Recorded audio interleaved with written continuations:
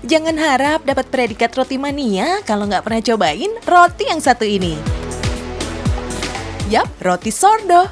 Roti asal negara Mesir ini emang kurang populer ya di lidah warga plus 62. Tahu nggak sih guys, roti sourdough jadi salah satu roti yang healthy karena mengandung prebiotik dan serat alami.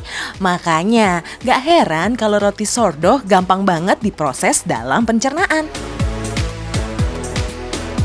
Biar bisa bikin sourdough yang jempolan kayak gini, kudu kepoin masternya sourdough di kota Jogja.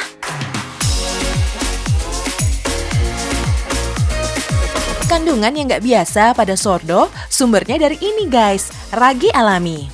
Langsung aja yuk, simak tips bikin ragi alami langsung sama Mas Eeng. Bahannya super gampil guys, cukup ready-in aja terigu berprotein tinggi dan air.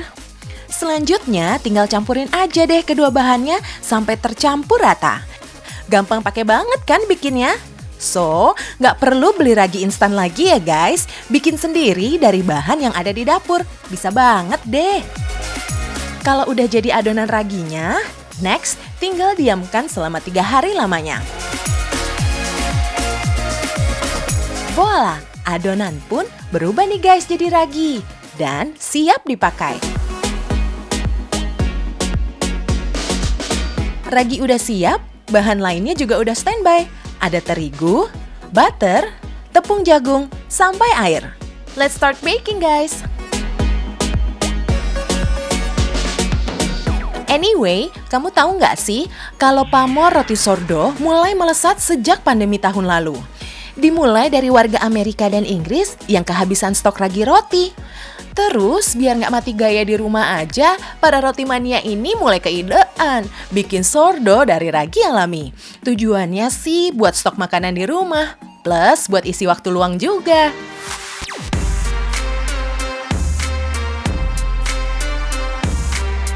Guys, pada tahu nggak sih kalau dalam adonan sourdough ternyata mengandung bakteri sehat yang bernama Lactobacillus. Bakteri inilah yang bakal ngeblend sama ragi dan bikin roti jadi mengembang dengan baik.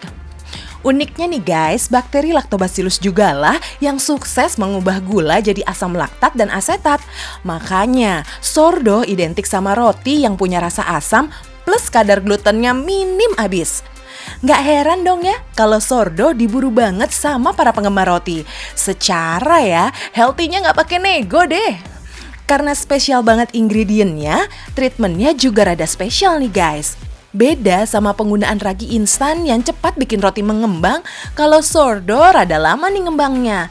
Bisa makan waktu berjam-jam sampai berhari-hari.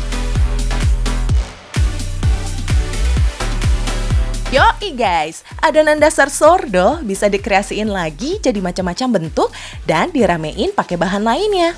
Mulai dari bikin roti cala alias roti kepang, yang isiannya penuh sama pasta coklat dan taburan kacang. Cinnamon roll juga sabi nih diracik pakai adonan sourdough. Yang nggak kalah unik sih, kalau sourdoughnya dibikin roti kabocha dengan isian krim lemonade dan vanilla.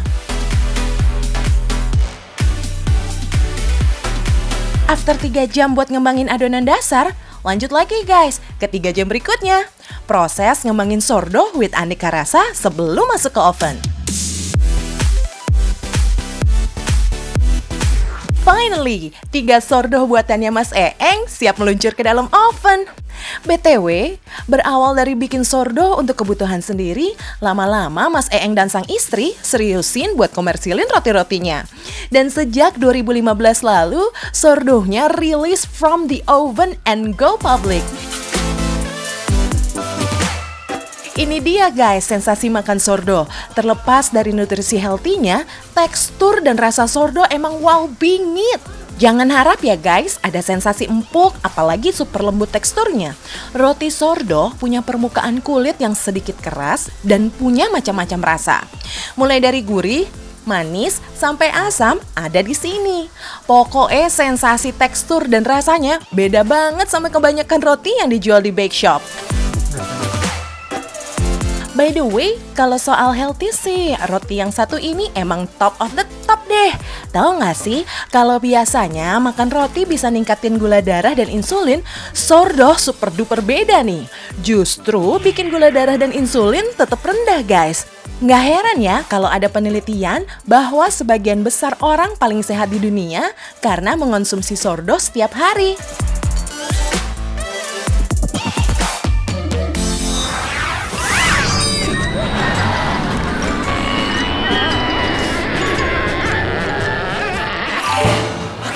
Hai guys, saya lagi olahraga biar lebih kuat, biar jadi badan besar. Tapi setelah olahraga butuh asupan gizi. Itu dia. Ini menu Monster.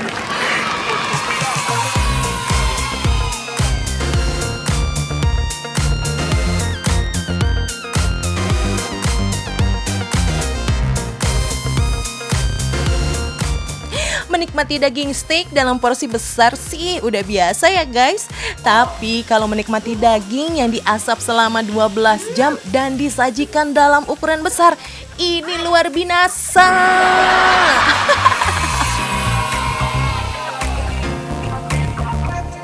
Lokasinya ada di daerah Bintaro, Tangerang Selatan.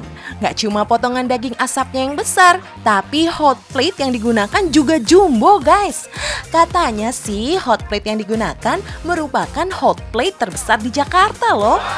Memiliki diameter 40 cm, hot plate ini nggak cuma diisi potongan daging asap aja, tapi ada juga sosis, ayam, dan kentang goreng. Paket lengkap deh pokoknya. Mau ditambah sama ikan bakar juga bisa. Duh, sempurna banget sih ini. Guys, sebenarnya ini bukan untuk aku semua. Karena ini besar banget, kayak 7 kilo. Jadi aku potong-potong, nanti bakar biar lebih enak. Tuh, jadi aku potong ya, coba potong.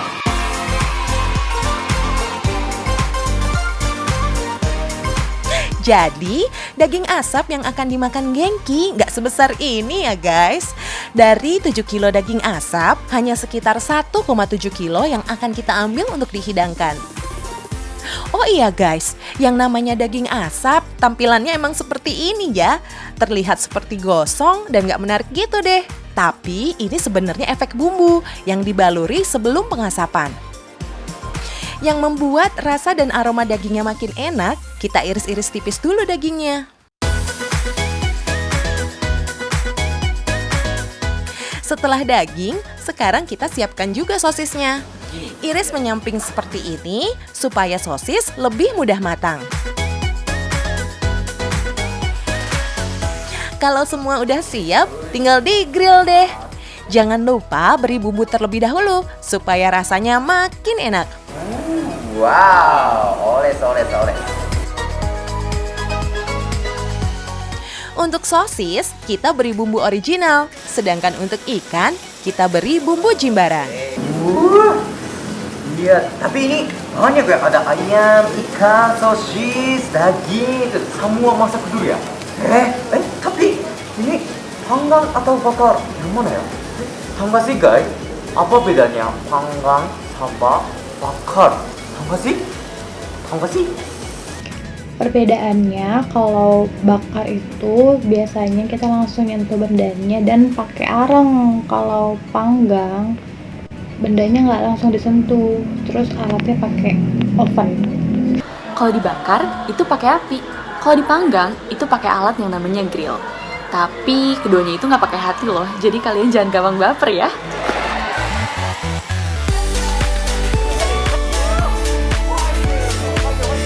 Duh dek, jawaban kamu itu loh.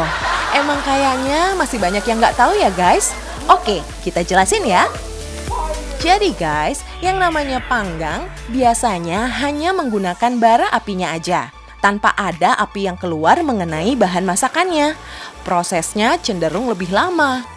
Sedangkan bakar memasak menggunakan apinya. Oke, jangan sampai salah lagi ya guys. Bakar dengan panggang itu beda. Oke, aku bakar ya. Makasih ya, mas.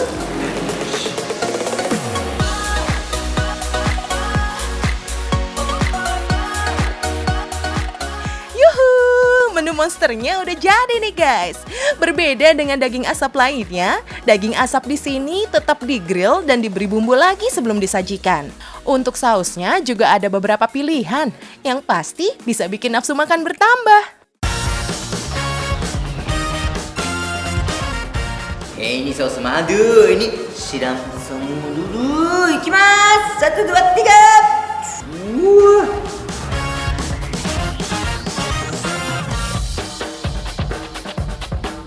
Yasha, oke. Makan. Yosh. Wah, besar sekali. Wah, ini potong dulu kan? Potong dulu. Selamat makan.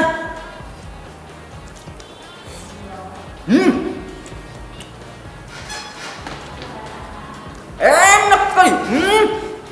Juicy, sugoi, oi. Ini kulitnya apa ya? Agak crispy, prik gitu.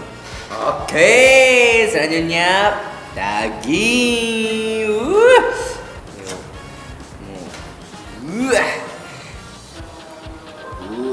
Oh my god.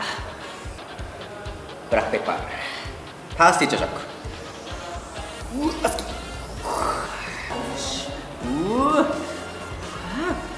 Mungkin biasanya harus potong dulu. Tapi aku langsung makan. Itadakimasu.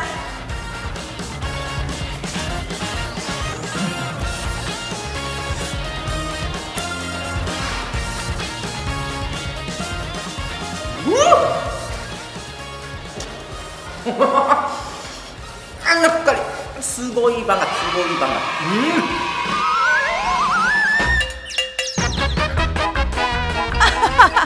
Ya iyalah gengki, daging asapnya aja udah enak. Apalagi di grill menggunakan bumbu original, terus ditambah saus black pepper. Duh, itu sih bikin gak mau berhenti ngunyah pastinya. Sekarang kita lanjut cobain saus peri-perinya.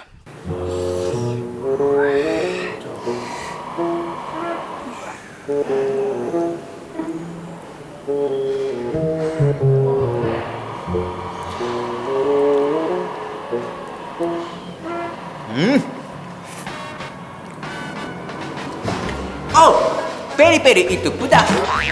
Nah, gengki kena jebakan Batman guys. Saus peri-peri merupakan saus racikan khas Bara Grills.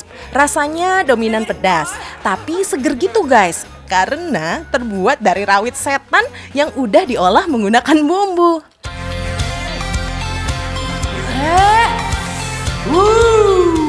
Lanjut ke ayam bakarnya kuy. Kalau biasanya ayam bakar dimakan dengan sambal. Kali ini kita coba dengan saus mushroom. Ini enak sekali. Biasanya makan ayam bakar itu pakai sambar kan? Tapi ini saus mushroom itu enggak pedas, creamy. Tapi cocok banget.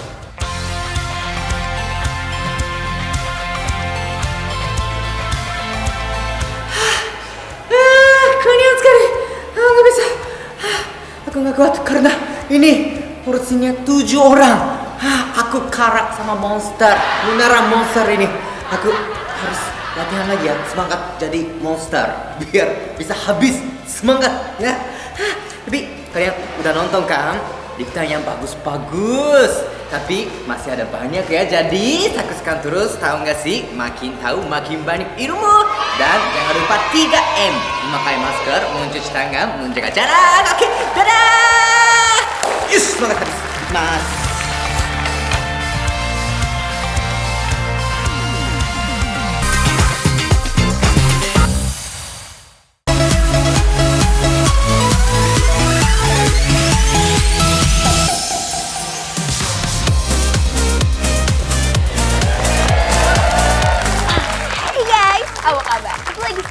Amel Carla di Comel, Celotesti Amel. Cuap-cuap santai tapi bikin pandai. Oke, maaf banget lagi sibuk nih. Mencari berita-berita viral seperti biasanya. Wow! Kita bisa lihat video di sebelah sini. Ada angkot yang ngebul tiba-tiba. Ini bisa dilihat, ini katanya di daerah Surya Kencana. Surya Kencana ada di daerah Bogor. Agak bahaya ya guys.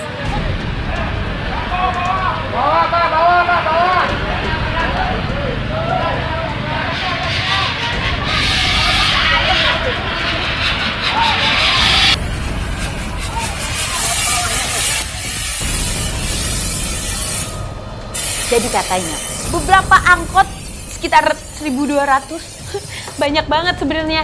Itu agak bahaya ya sebenarnya ya, angkot-angkot yang udah tua banget tuh gitu. Sebenarnya nggak apa-apa sih, Amel tuh sebenarnya suka banget sama angkot karena kan warna-warni, terus juga lagunya tuh asik-asik, banyak ada yang lagu dangdut, ada yang lagu EDM, kadang ada juga yang kayak odong-odong lagu anak-anak. Jadi sebenarnya fun banget naik angkot. Cuman di Kota Bogor katanya kalau angkot sudah ditiadakan akan diganti oleh tram. Wah, tram tahu nggak apa? Kayaknya sih kereta ya, harusnya ya kalau di luar negeri. Tapi kata ini juga bisa diganti sama 3 buah angkot sama dengan 1 bus. Asik. Pengetahuan saya memang wow, tahu nggak sih? Tahu dong harusnya. Ya mungkin cara-cara seperti itu bisa meminimalisir lah ya kecelakaan-kecelakaan di jalan raya seperti angkot yang tiba-tiba ngebul. Semoga kita semua kalau dalam perjalanan, apalagi naik angkot mungkin ibu-ibu agak harus hati-hati dan waspada. Kalau misalnya lagi ke pasar, misalnya angkotnya tiba-tiba udah agak ngebul-ngebul, ya udah keluar aja gitu kayak pak ngebul gitu, jangan pak ngebut. Anyway, udah sekian lah ya comel atau celoteh si Amel pada hari ini. Kita ngomongin tentang angkot yang ngebul. Kalian kalau lagi ujian otaknya ngebul juga nggak tuh kayak angkotnya? Kalau gitu guys, sekian celoteh si Amel pada hari ini. Kita cuap-cuap santai tapi bikin pandai. Dan jangan lupa juga untuk saksikan terus, tahu nggak sih, makin tahu makin banyak ilmu. Kerjaan saya jualan angkot kali ya.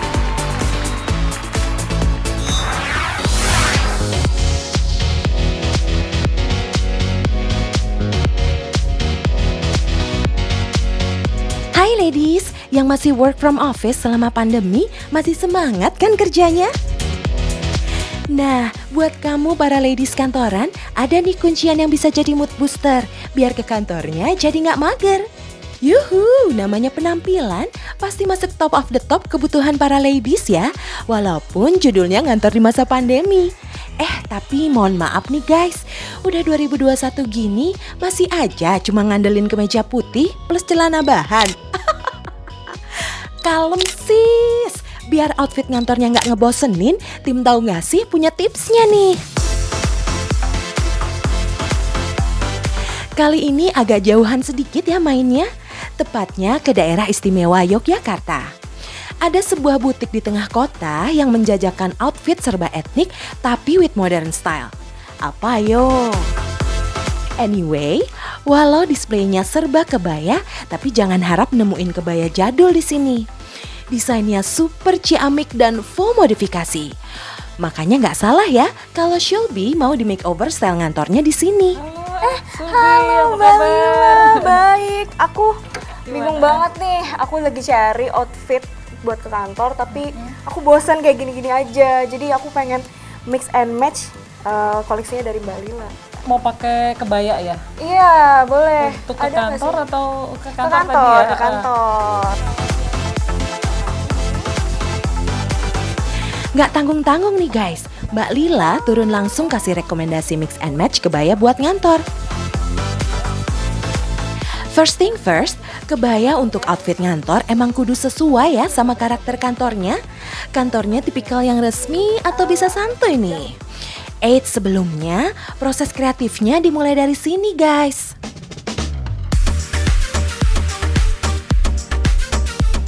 Jadi sejak mengelola butik pada 2015 lalu, Mbak Lila Imelda Sari terinspirasi membuat desain kebaya dari buruh gendong di Pasar Beringharjo.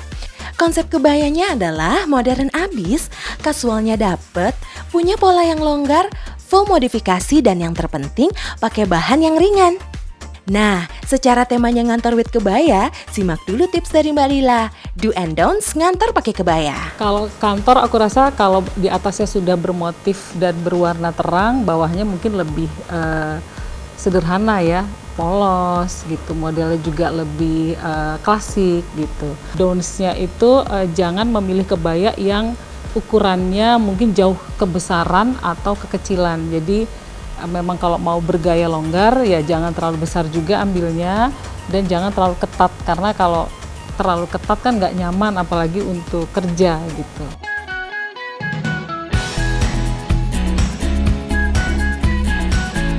And ini dia style ngantor with kebaya yang pertama. Terinspirasi dari kebaya buruh gendong, model kebaya yang satu ini dapat sebutan kebaya Mbok Jum. Terlihat super kasual dengan stagen dan tali ikat di bagian pinggang. Buat ngantor yang gak perlu resmi-resmi banget, boleh nih jadi referensi style ngantor kamu. Warna cerah dan full motif bakal matching dengan bawahan celana polos.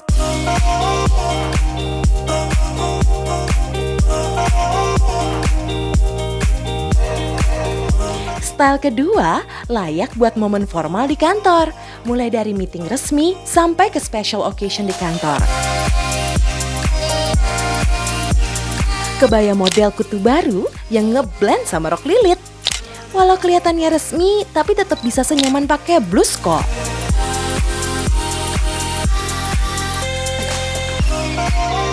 Style ketiga masih bertema kebaya embok-embok dengan desain pop art.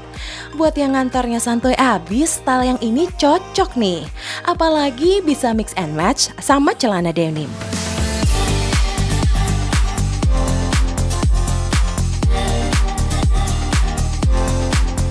Style keempat, kebaya kutu baru dari kain jemputan yang udah dimodifikasi. Nah, ngomong-ngomong soal kebaya, pada tahu nggak sih kebaya udah ada sejak zaman kerajaan Majapahit. Waktu itu khusus dipakai oleh permaisuri, selir raja, serta para bangsawan. Fungsi kebaya pada saat itu untuk menutupi tubuh yang beralaskan kemben. Anyway guys, kebaya juga punya filosofi nih. Mulai dari bentuknya yang mencerminkan kesederhanaan sampai cuttingan yang body fit justru melambangkan wanita yang bisa menjaga diri.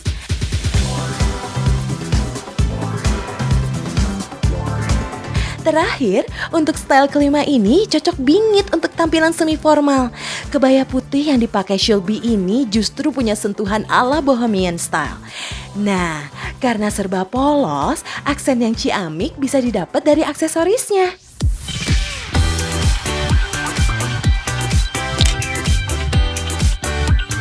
Oh iya, soal cuci-mencuci juga perlu diperhatiin nih guys. Mencuci kebaya yang baik justru nggak pakai deterjen guys, tapi cukup pakai sampo. Kamu tahu nggak sih kalau kandungan pada sampo manjur banget untuk melembutkan bahan kebaya dan bikin warna kebaya tetap terjaga. Nggak cuma itu guys, saat proses mencuci, better kebayanya dicuci terpisah sama baju lainnya. Jangan direndam seharian, cukup dicelup angkat seperti ini selama beberapa menit. The last one, bilas kebaya dengan air bersih. Biar awet guys. Yang bikin gak awet ya timbangan badan kamu tuh.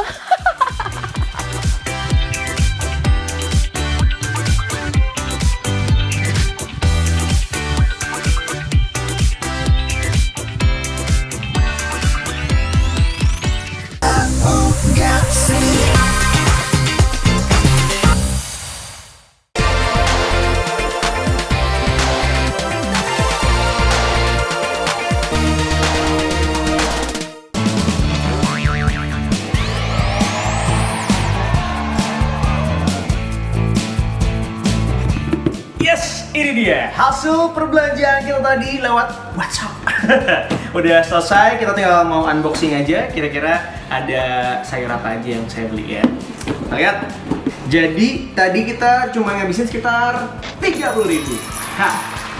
2.000 untuk seledri. Ada buncis, ini cuma 3.000-an. Kemudian juga ada ini apa yang penting banget, bawang putih. Ini cuma 3.000 rupiah aja. Terus juga ada wortel, harganya cuma 2.000, segini, gede banget loh ini, best deal. Terus juga ada jamur champignon, ini dia. Segini tuh murah banget loh, karena cuma sekitar 3.000-an gitu. Ini tuh ayam ya, sekali lagi ya. Takutnya ntar pada bingung ini apaan. Sekarang kita mau ngolah makanan ya, kita mau bikin apa? Kita mulai langsung makan lagi, masak-masak ya.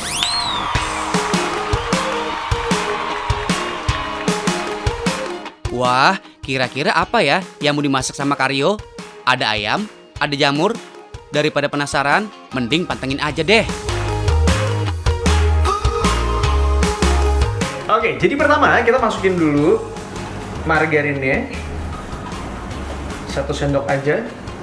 Habis itu baru kita masukin bawang putih yang tadi udah kita geprek. Ngomong-ngomong soal margarin, Kalian tahu nggak sih apa bedanya margarin dan mentega? Jadi guys, kalau margarin terbuat dari lemak nabati, berwarna kuning dengan tekstur lembut dan gampang mencair. Sedangkan mentega berasal dari lemak hewan, warnanya sedikit pucat dan gampang meleleh pada suhu ruang. Yuk, sekarang siapkan mentega untuk menumis bumbu.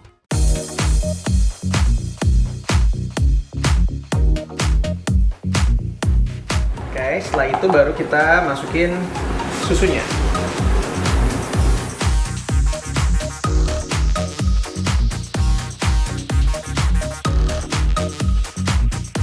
Agar kuahnya mengental, tambahkan tepung maizena yang sudah dicampur air terlebih dulu. Secukupnya aja guys, jangan kebanyakan. Lalu tunggu deh sampai mendidih. Nah sekarang sausnya ini udah selesai, kita akan mengolah si ayamnya sekarang. Kita taburin garam. Selanjutnya kita kasih black peppernya.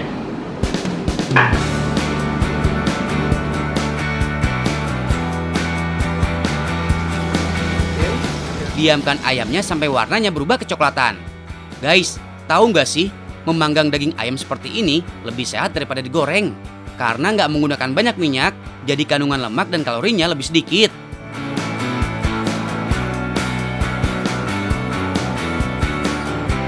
Nah, ini udah jadi nih. Tada! Dari harusnya sudah enak banget. Oke, jadi sekarang waktunya saya untuk berubah penampilan supaya ganteng. Jadi pada pacar datang tuh makin sayang. Udah siap, tinggal nunggu sang pacar datang. Dia pasti makin sayang dimasakin sama aku. Oh iya, tadi kan dalam mimpi. Aslinya kan nggak punya.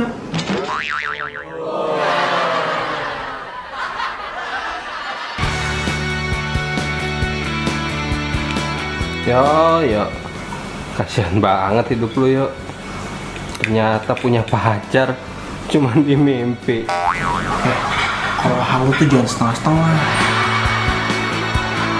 Tapi masakan gue enak banget. Ngakuin nggak lo? Iya sih. Ngangguk. Iya. Ah, bagus. Biar yang di rumah juga tahu kalau masakan gue itu enak banget.